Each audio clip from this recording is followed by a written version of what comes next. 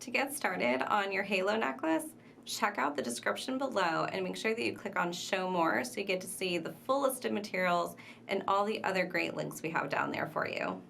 In this project, we're going to use our halo beads a little bit differently than we have in past projects. Usually what we would do is take our halo bead and insert the appropriate size bead inside the halo bead, and the halo bead would form a little bezel around that bead. What we're going to do in this project is use the halo beads separately, so they're not actually going to be a frame or a bezel for a 6mm bead, but they're just going to sit open with some seed beads inside. And I love the light, airy look of this. So here's my sample, and I have a variety of gemstones here. This is a multi-stone gemstone strand. So I've got a whole bunch of different gemstones on here. In the project that I'm going to make today, I have some new jade and I have some pink coral, and I'm going to accent it here with my bright, really nice bright gold halo beads. I also have some apricot gold seed beads here to just add a little bit more dimension and some different color in there. So to start out, we're going to have to cut a length of our DragonCord. So the DragonCord comes on this nice big spool here. So you have plenty of DragonCord for whatever you are going to do with it. I'm going to start by cutting myself a length that's roughly 3 times the length that I want the total piece. So here my necklace is about 22 inches, so I'm going to cut roughly 70 inches. So I have about 70 inches here of my DragonCord, and I'm using this big eye needle. I like the big eye needle so that I don't have to put any kind of wax or try to use some glue to stiffen up the end here to create a needle that way. And I also don't have to worry about trying to hold my DragonCord and pick up my little seed beads. So this large eye needle is going to really come in handy. The first thing that I want to do is pick up a stop bead. I'm going to use my DragonCord here and pick up one of my 6mm gemstones and pull that cord almost all the way through that gemstone, but you're going to leave yourself a tail of about 4 or 5 inches or so. You're just going to need enough tail thread here so that at the very end you can tie the ends of your necklace together so that you don't need to actually add a clasp. So I'm going to take my needle and just go back through that gemstone again and just kind of hold my tail thread out of the way. Pull that cord all the way through, and you'll see that as you give it a little pull here at the very end, you're just going to have your cord sit on the outside of your gemstone. I'm going to do this one more time here and just go through the gemstone. Since this is my first bead, I'm going to go through twice, at least twice. You could probably go through a third time too, depending on your gemstone. The hole in your gemstone just may get a little crowded or tight, and so you may not be able to go through more than twice, but you probably will definitely be able to go through twice. So I've got 2 cords now wrapped around the outside, and this is essentially what we're going to do the rest of the necklace. Every time we add a gemstone, we're going to do 1 wrap, maybe 2, around that gemstone. So now I'm ready to move on with my necklace. This is my stop bead here, so no beads. This should stop the rest of the beads from going past this point, so we don't have to worry about anything falling off the end of my cord. I'm going to pick up an 11-0, and you can use any sort of seed bead that you want. I love adding the 11-0s in between all of the gemstones because it adds that little bit of glitz in between and it gives the illusion of it being knotted, but without having to do all those little knots.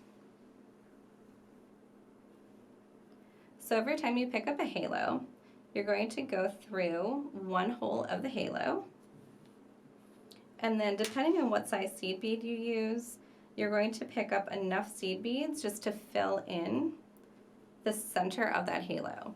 For the 11-0 seed beads, I'm going to pick up 4. So if you're using Miyuki 11-0s, 4 is the number that you need. Tohos are going to be a little bit different, and if you have another brand, it might be even more different. The sizing may be even more irregular or more unique, so you may need to just sort of just see what fits in there. And then once you've got your seed beads on there, we're going to go through the next hole of the halo bead and just give it a pull here. So now what we've done is add a gemstone, a seed bead, gone through our halo, and picked up some seed beads here to sit inside the halo, and then gone through the next hole of the halo. So this is essentially every step that you're going to do in the necklace, and now it's just a matter of deciding what sort of combination and pattern you want to use. Something that I am going to make a rule for myself is that I'm always going to pick up a seed bead in between all of my gemstones. Like I said before, I really like the way that this looks when you have that little bit of pop of color in between all of the gemstones.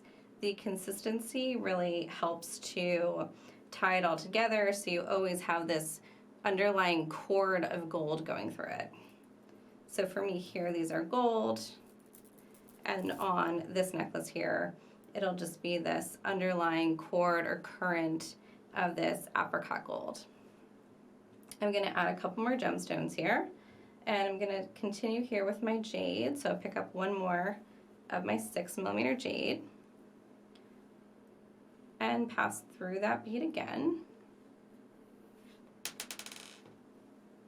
At the beginning here, you've got quite a bit of cord that you're working with because you still have so much cord left. You haven't done that much of the project. So if you feel like it's a little bit to handle, just hold on. It's going to get a lot easier the farther along in the project that you get. Pick up another 11-0 here because I'm going to always put an 11-0 after each one of my gemstones.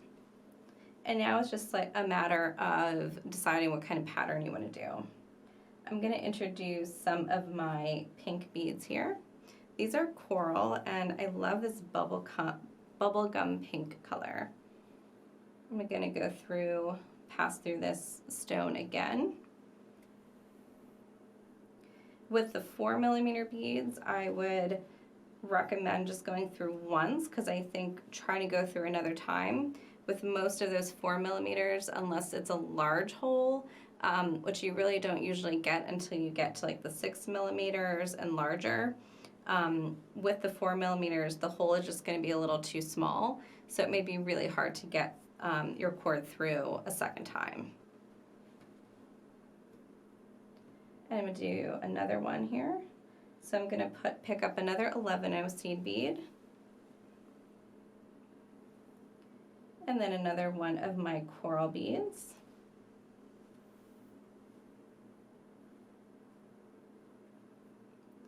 Back through that bead, and let that cord wrap around the outside. So every time you add on a bead, you want to give it a little tight tug and push it down so that you're not having or allowing any slack in here.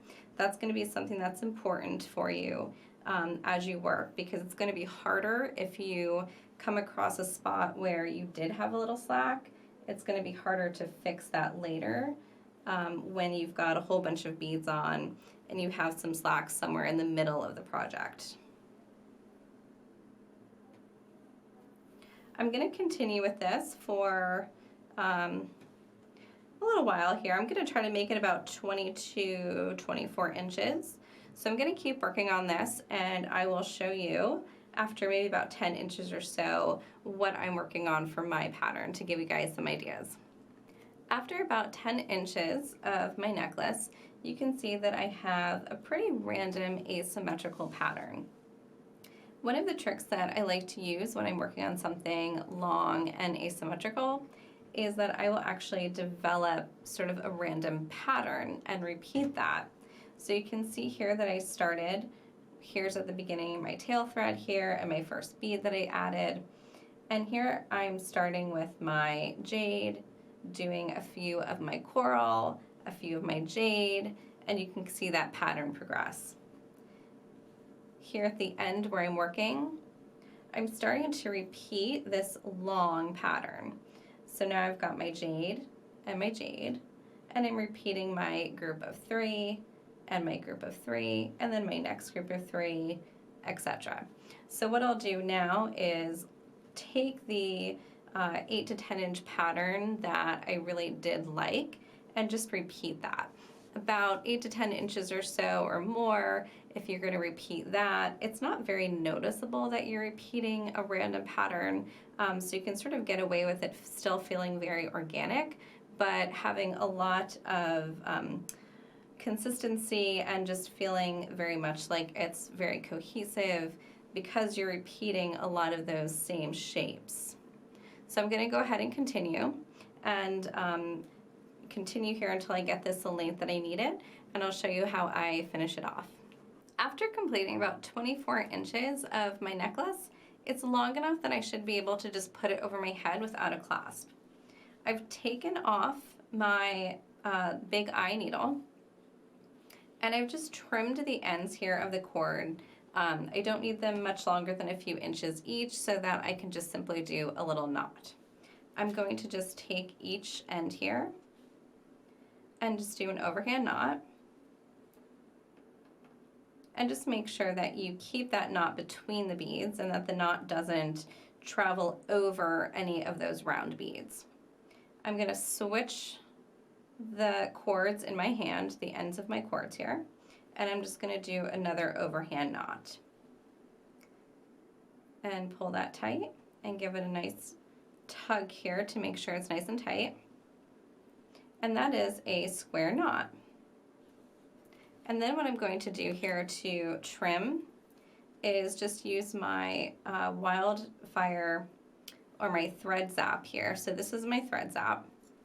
And I'm just going to use this, or you can use any other thread burner that you have.